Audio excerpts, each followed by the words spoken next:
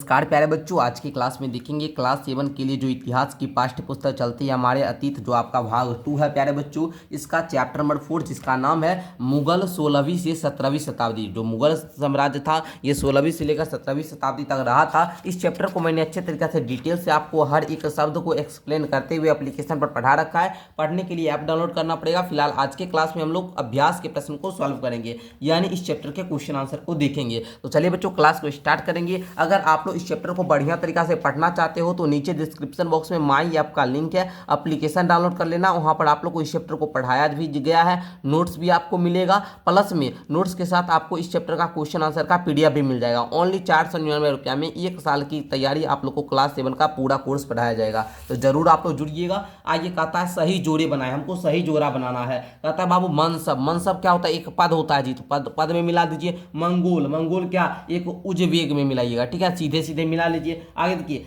सिसोदिया राजपूत, सिसोदिया राजपूत जो थे बाबू ये मेवाड़ थे, ठीक है ना। तो यहाँ पर देखिए मेवाड़ है, इसमें मिला लीजिए, सीधा सीधा मिला लीजिए आप लोग, ठीक है। राठौर राजपूत ये मारवाड़ में आते थे। नूरजहां, नूरजहां तो सभी जानते हैं जहांगीर को कहा जाता है। इस प्रकार आप लोग मिला लीजिएगा। तो मिलान करने वाला था, सिंपल था, मैंने आपको और अच्छे तरीका से करा दिया। आइए बच्चों, कहता है आगे कि रिक्त स्थानों को सर भरे कि ढक्कन की जो 5 सल्तनत बरार खानदीस अहमदनगर डैश और डैश थी। ढक्कन की 5 जो सल्तनत थी, है ना, 5 सल्तनत बरार खानदेश अहमदनगर और डैश और डैश थी। तो बच्चों आप लोग लिखिएगा। और एक बीजापुर में थी, और क्या थी जी? बीजापुर थी। और एक क्या था? गोलकुंडा थी। एक क्या था जी? गोलकुंडा, गोलकुंडा, ठीक है, गोलकुंडा। इस प्रकार आप लोग भर लिए। आइए दूसरा कहता है यदि जात एक मनसबदार के पद और वेतन का घोतक था तो सवार उसके डैश को दिखाता था। तो उसके सैन्य उत्तरादित्य दायित्व को दिखाता था। सैन्य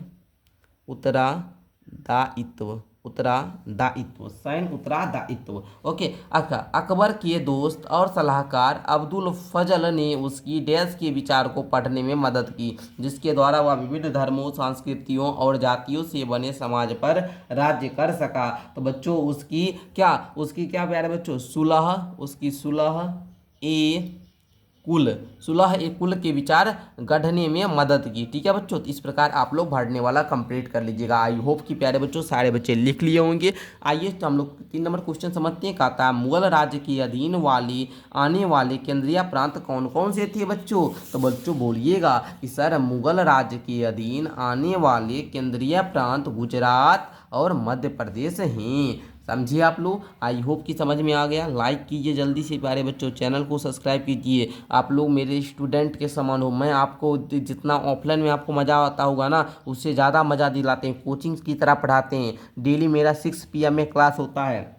तो आप लोग सपोर्ट कीजिएगा तभी ना मैं ले पाऊंगा। तो आप लोग सपोर्ट कीजिए, प्यार कीजिए। एंड इस प्रकार आप लोग बोलिए, जहां भी पूछा जाए बोलिए कि हम SPM क्लासेस से पढ़ रहे हैं, ठीक है ना। चलिए, मनसबदार और जागीर में क्या संबंध था प्यारे बच्चों? तो बच्चों बोलना यहाँ पर मनसबदार और जागीर का संबंध। पहला संबंध कि मनसबदार शब्द का प्रयोग ऐसे व्यक्तियों के लिए था जिन्हें कोई मनसब अर्थात कोई सरकारी दायित्व या पद मिलता था, ठीक है। दूसरा, मनसबदार अपना वेतन राजस्व एकत्रित करने वाली भूमि में पाते थे, जिन्हें जागीर कहते थे, ठीक है बच्चों, जो तकरीबन इक्ताओं के समान थी। इस प्रकार इतना संक्षिप्त में उत्तर लिखे। बहुत सारे बच्चे हमसे पूछते रहते हैं कि सर आपका नाम क्या हुआ? तो बच्चों मेरा नाम है आदित्य, आदित्य और यहाँ पर सर। और प्यारे बच्चों यदि आप लोग हमें इंस्टाग्राम पे फॉलो करना चाहते हैं तो वहाँ पर लिखिएगा आदित्य देव सर, ऐसे लिखिएगा तो आदित्य देव सर। तो वहाँ पर मेरा इंस्टाग्राम ID आ जाएगा, वहाँ पर फॉलो कर लेना। कुछ भी आपको मोटिवेशन चाहिए, कुछ भी वीडियो चाहिए, वहाँ पर मैसेज करोगे, हमसे कुछ भी क्वेश्चन पूछना है, कोर्स के बारे में जानकारी लेना, सारा कुछ यहाँ पर ले सकते हो।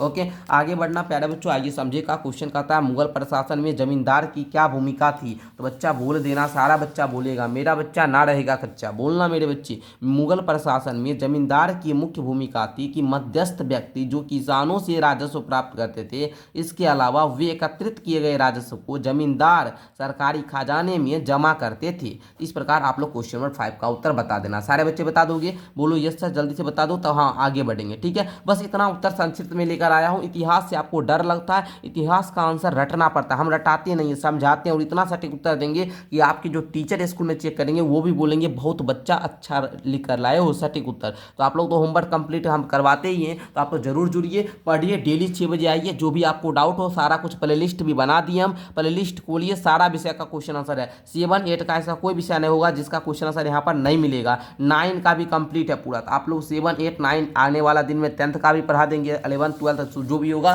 सब कुछ कराएंगे। तो आप लोग मेहनत कीजिए, है ना, इसी प्रकार का सपोर्ट बनाए रखिए। देखिए बाबू, शासन प्रशासन संबंधी अकबर के विचारों के निर्माण में धार्मिक विद्वानों से होने वाले चर्चाएं कितनी महत्वपूर्ण थी जी। तो बच्चों आप लोग बोल दीजिएगा, क्या बताइएगा, एक बार हमको बताइए। तो आप लोग बोलिएगा क्या। देखिए हम यहाँ पर दे रहे हैं बाबू, है ना, इसको देखिए आइए समझिए, थोड़ा विस्तार से लिखना पड़ता है, फिर भी देखिए हम आपको सटीक से समझाना प्रयास करेंगे। अकबर के विचारों के निर्माण में धार्मिक विद्वानों से होने वाली चर्चा निम्न प्रकार महत्वपूर्ण थी। नंबर 1 लिखिएगा धार्मिक चर्चाओं। देखिए पर अगर लिखने में नहीं बन रहा, हम पढ़ रहे हैं, सुन लिखिए। धार्मिक चर्चाओं और परिचर्चाओं से अकबर को ज्ञात हुआ कि धार्मिक कट्टरता, प्रजा के विभाजन और असामंजस्य के लिए उत्तरदायी होती है। उत्तरदायी यह पर है बाबू, क्योंकि उत्तरदायी दोनों सटा कर लिखना है, ठीक है। चलना, ये अनुभव अकबर को सुलह एक कुल या सर्वह शांति के विचार की ओर ले गया। आगे इन चर्चाओं ने उसे प्रशासन की एक स्पष्ट सोच प्रदान की, जिसमें केवल सच्चाई, न्याय और शांति पर बल था। तो इस प्रकार आप लोग क्वेश्चन नंबर 6 का उत्तर लिख लीजिएगा, कंप्लीट कर लीजिएगा। आइए बच्चों आगे बढ़ते हैं क्वेश्चन नंबर 7 की ओर। क्वेश्चन नंबर 7 आप लोग के सामने आ रहा है बाबू। क्वेश्चन नंबर 7 कह रहा है, मुगलों ने खुद की मंगोल की अपेक्षा तैमूर के वंशज होने पर क्यों बल दिया जी। मुगल जो थे वो खुद की मंगोल की अपेक्षा तैमूर के वंशज पर बल ज़्यादा क्यों दिए जी। तो बच्चों बोलना कि मुगल 2 महान शासकों वंशों के वंशज थे। माता की ओर से मंगोल शासक और चंगेज खान के वंशज थे। पिता की ओर से वे ईरान, इराक एवं वर्तमान तुर्क के शासन, क्या बाबू, वर्तमान तुर्की के शासक तैमूर के वंशज थे। परंतु मुगल अपने को मंगोल या मुगल कहलवाना पसंद नहीं करते थे, है ना। ऐसा इसलिए था क्योंकि चंगेज से जुड़ी स्मृतियाँ सैकड़ों व्यक्तियों के नरसंहार से संबंधित थी। दूसरी तरफ मुगल तैमूर के वंशज होने पर गर्व का अनुभव करते थे, क्योंकि उनके इस महान पूर्वज ने 1398 में दिल्ली पर कब्जा कर लिया था। प्यारे बच्चों थोड़ा सा आपको राइटिंग लग रहा होगा कि सर इतना, तो देखिए मैनेज आप लोग कर लीजिएगा। इतना हम आपको समझा कर बता रहे हैं, तो आप लोग थोड़ा बहुत मैनेज भी कर सकते हैं, ठीक है ना। देखिए हम इधर फ्रेश आपको लिख कर बताए थे, बट यहाँ पर क्या बताया हम आपको, मेरे देखिए इधर फ्रेश आपको सारा कुछ समझ में आ रहा होगा, बट यहाँ पर कोई बात नहीं बाबू, पढ़ दिए ना, सारा कुछ समझ के लिख लिए ना, चलना कोई बात नहीं, बिल्कुल सटीक उत्तर है बाबू, बहुत संक्षिप्त है जी। आप लोग को लिखा है ना, देखिए इधर भी इतना छोटा हुआ, इतना छोटा सा आपका है, कोई दिक्कत नहीं, एक बार ले लेते हैं, स्क्रीनशॉट ले लीजिए आप लोग, ठीक है, लिख लोगे ना। चलो जो भी पढ़ने में नहीं हुआ हम पढ़े हैं उसको सुनकर लिख लेना, ठीक है। चलना आगे बढ़ना बच्चों,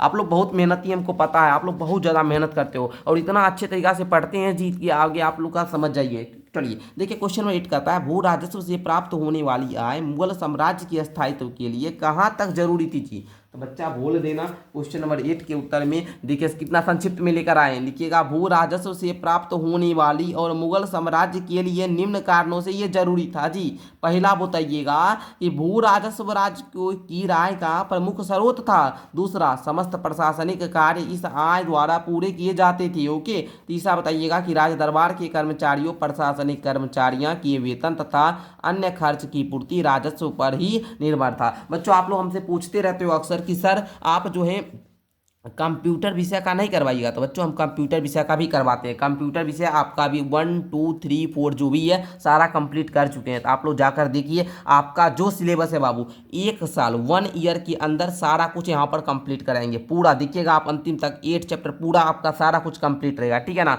अगले साल तो आपको और भी अच्छा तरीका से पढ़ाएंगे। आप लोग जुड़ कर रहिए, अभी से हमारे चैनल का मेंबर आप लोग बन जाइए, सब्सक्राइब वगैरह कर लीजिए और अच्छे तरीके से मन लगाकर पढ़िए। क्वेश्चन नंबर 9 देखना, मुगलों के लिए केवल तुरानी या ईरानी ही नहीं बल्कि विभिन्न पृष्ठभूमि के मनसबदारों की नियुक्ति क्यों महत्वपूर्ण थी। तो बच्चों बोलिएगा आप लोग कि मुगलों के साम्राज्य में जैसे विभिन्न क्षेत्र सम्मिलित होते हुए, वैसे मुगलों ने तरह तरह के सामाजिक समूहों के सदस्यों को प्रशासन में नियुक्त करना प्रारंभ किया। प्रारंभ से ज़्यादातर सरदार तुर्की थे, लेकिन अब इस छोटे समूह के साथ साथ उन्होंने शासक वर्ग में ईरानियों, भारतीय मुसलमानों, अफगानों, राजपूतों, मराठी और अन्य समूहों को सम्मिलित किया। इससे मुगलों को स्थायित्व करने में सहायता मिली। इतना लिख लोगे? इतना जल्दी से बताओ, जल्दी से लिख लोगे? लिख लोगे? एक बार बोलना हाँ सर लिख लेंगे। यस सर, बताइए जल्दी से। अरे बताओ ना, हाँ सर लिख लेंगे। डन है, डन है, लिख लोगे ना? लिख लो ना बच्चा, इतना मेहनत अभी करोगे ना तो 11th-12th में आपको बहुत ज़्यादा मज़ा आ जाएगा, ठीक है ना। 11th-12th में है ना, इससे ज़्यादा जितना भी आप लोग क्लास 7 का पूरा मैथ पढ़ते हैं ना, इतना आप लोग 11th में एक चैप्टर मैथ पढ़िएगा 12th में। तो अभी से अगर नहीं रहेगा ज़्यादा लिखने का प्रैक्टिस, तो वहाँ पर क्वेश्चन प्रैक्टिस कैसे कर पाओगे जी? लिखना पड़ेगा ना। आगे तो आप लोग साइंस लेंगे ही, ठीक है ना। हमको पता है आप लोग बहुत सारे बच्चे जो भी हैं, आप देखिए 50 से हम बताएं ना आपको 70% बच्चा जो है ना साइंस में ही रुचि रखता है। 70 80 भी बोल दीजिए, ठीक है ना। 20% वगैरह जो होता है ना, या 30-30% बोल दिए, है ना। इसको 60 मान लेते हैं साइंस, 30% हम लेते हैं आर्ट्स को और 10% कॉमर्स को लेते हैं।